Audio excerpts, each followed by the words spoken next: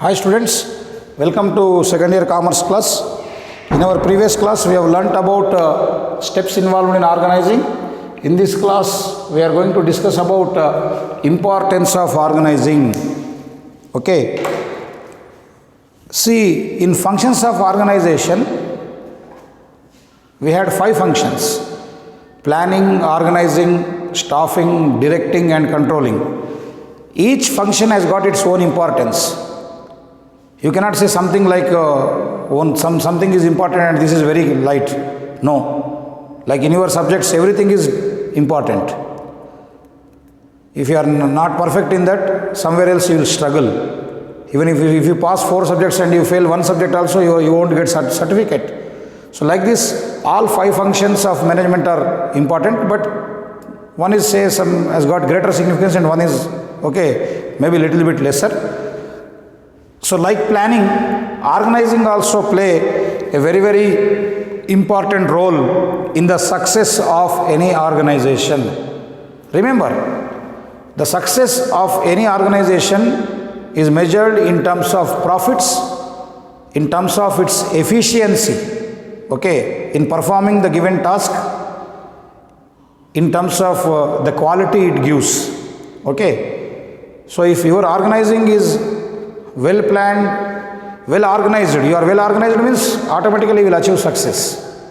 Like the other day I was telling you, if you organize your studies well, your subject well, definitely you will get very good marks. If a college functions in a very organized manner, definitely it will get very good admissions, definitely it will get very good results.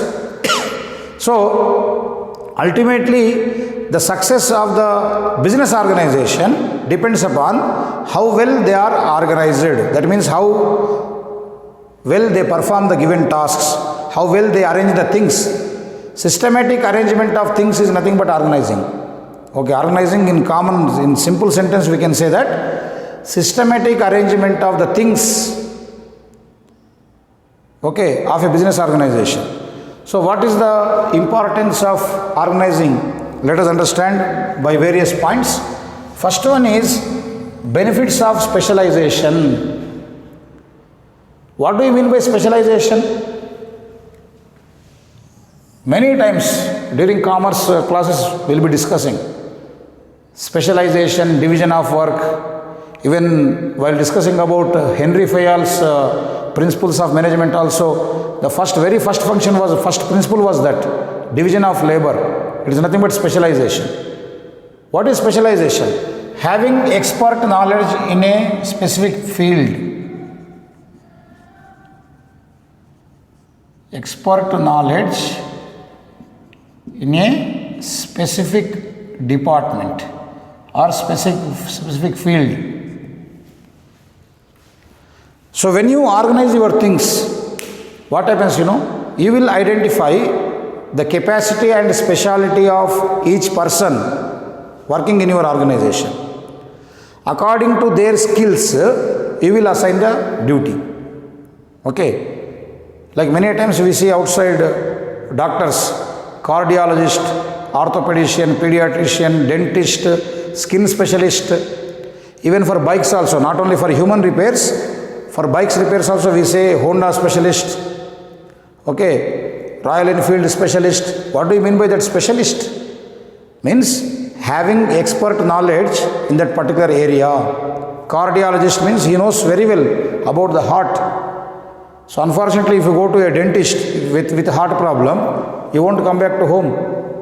Got it? So similarly in an organization we have got various departments. So it is a responsibility, it is the duty of the top management to identify who is expertise in a proper field. That is the reason you see, if you read the newspapers, many companies will give the advertisement. Wanted accounts manager, qualifications, a qualified CA, having experience in the field of accounts for at least a period of 10 years, or at least a period of 5 years, salary according to the qualification and experience. Read the newspaper, you will find that. So here you see what the company is specifying. They want to recruit a person as accounts manager who has got experience in the field of accountancy only. Suppose he has got in the field of marketing, he is made accounts manager. No, he can't give you good result. He can't prepare proper accounting statements. You require a specialist. So that is the reason we are saying that experience in the field of accounts. A junior college may give you advertisement, wanted commerce lecturer having qualification of MCom with experience of 10 years in teaching commerce and accountancy, they specify. So if you were teaching economics in the previous colleges and now you come start teaching commerce, means you may not be a perfect lecturer, may not be. So because you may not be having perfect knowledge in that particular area. So we require expertise.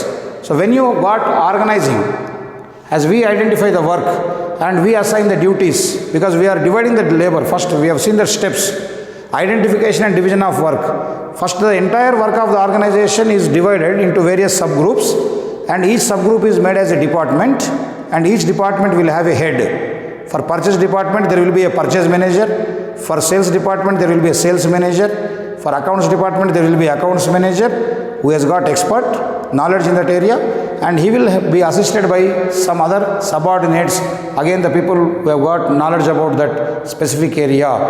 Now what is the advantage? Why specialization is a benefit to any organization? Can anyone tell me?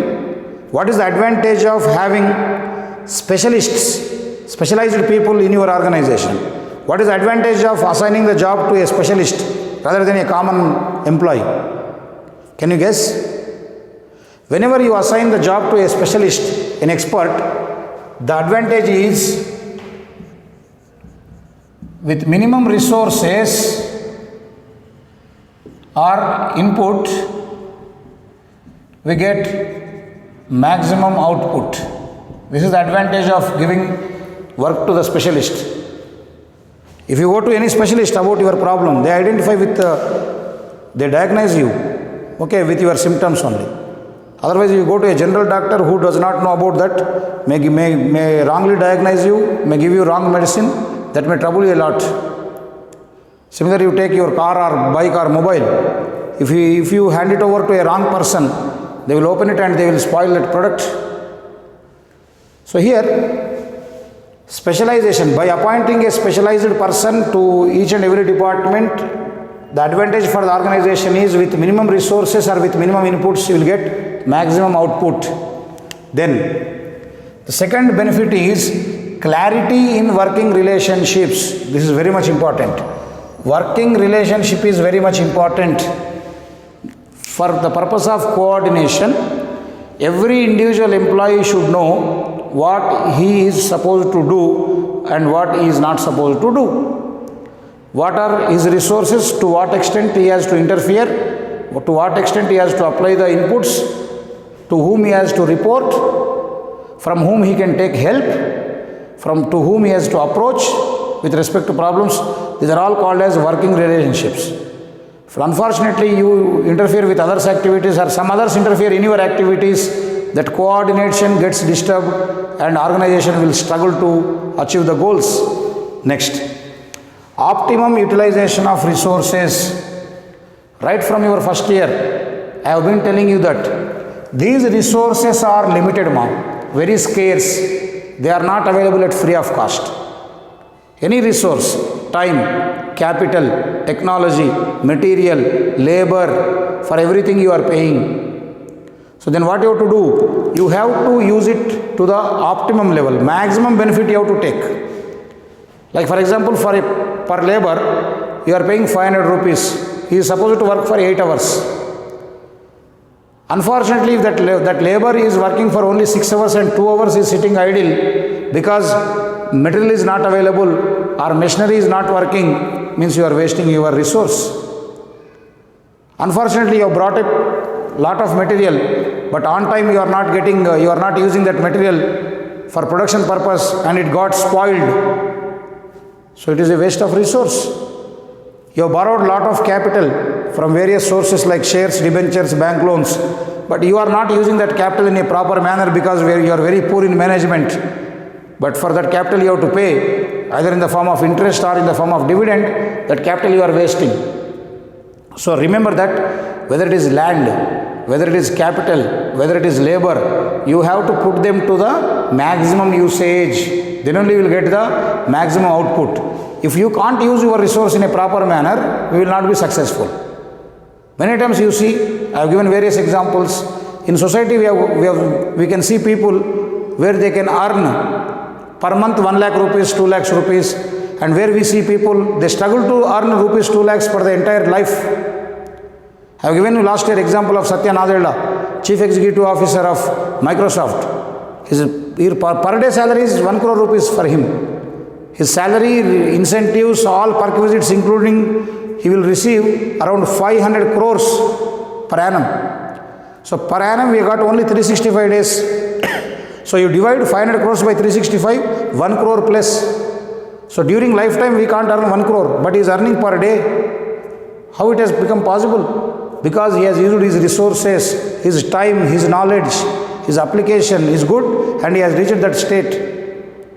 Even we also, we have got every individual, right from the beggar on the footpath to the CEO of a multinational company, everyone has got same 24 hours. A person who uses that 24 hours in a proper manner will see the success. A person who is very lazy, don't study the time subjects, academics on time, okay, then do not have any planning, do not organize his life, will struggle.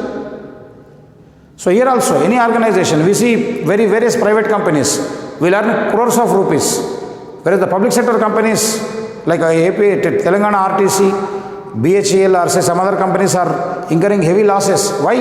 They do not have proper organization, they don't use the resources in a proper manner. Next. So optimum means to the maximum extent you have to use. So organizing will help you to use the resources to the optimum level. Ultimately, whenever you utilize the resources in the optimum level, your profits will be maximum. So the profitability of a business organization depends upon how best you make use of your resources. If you don't use your resources, you don't get the result. Okay, next. Adaptation to change. Adaptation to change. What do you mean by adaptation? Changing according to the situation, modifying yourselves. Okay, modifying yourselves according to the present situation is called as adaptation. We see in the market, many changes do come according to the technological changes, according to government policies, maybe due to taste and preferences of customers, maybe due to external factors, international policies, various changes may come in the society. So according to those changes, you have to change your organization. For example, right now we are going through the COVID pandemic. Now the situation demands online classes. So we have to change. Till 2019, we are used to offline classes. Students have to come to college. Okay, physical interaction is there. Face-to-face interaction is there. We are writing the board and students were writing. But today, COVID doesn't allow for the offline classes. Now what have to do? Each and every school, college, universities have to adopt the modern changes. So you have to go for online classes, make use of internet, other social media, other medias of communication, so that you try to reach student. So student will be at home and you are at your college or you are at your home. See that your knowledge goes to student. That's how we have to reach. Now this is what called as modification. So when you got very good organizing system in your business organization, when you have got organizing skills in your firm, you can make changes according to the present situation, according to the requirement of the society. That will allow you to create demand for your business. If not, you have to close down. Suppose you say that my college does not have facility of online classes, so this academic year is gone. No student will pay the fees. If you don't give the education, why should the student pay? So naturally they will switch over to other college where the online classes are going on. So now it is must, like that everywhere. Previously we have seen, even during the COVID pandemic, even doctors were not consulted. So what various hospitals have done, they have gone for online medication. So you have to pay 300 rupees, 500 rupees through Google Pay or Phone Pay, get the appointment, and over phone Over video call, they used to, by listening to your symptoms, they used to give you treatment. These are all the modifications, okay, occurred during this year. Like this, in the market, so many changes may come. So your business organization must be in a position to take care of all these changes. So when you have got organizing, you can go for that adaptation. Then effective administration. What do you mean by administration? It is superior of management. Management is part of administration. But overall administration means taking care of all activities, supervising your personnel, okay, controlling them, whether the activities are going according to the actual plans or not. These are all part of administration.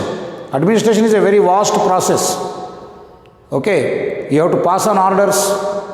When you have got well organized people, well organizing system in your company, administration becomes very easy. You will get time to time reports. You can communicate what you want to convey. You can pass on orders easily. So that will enable you to have control over your employees. Ultimately, that leads to success. Then development of personnel. Who are personnel? Employees of your organization. Many a times I told you that the development of the organization depends upon the development of employees. If your employees are skilled, they are creative, they are innovative, ultimately their talent will be used for the success of your organization. So it is a responsibility of the management to see that the employees develop the skills.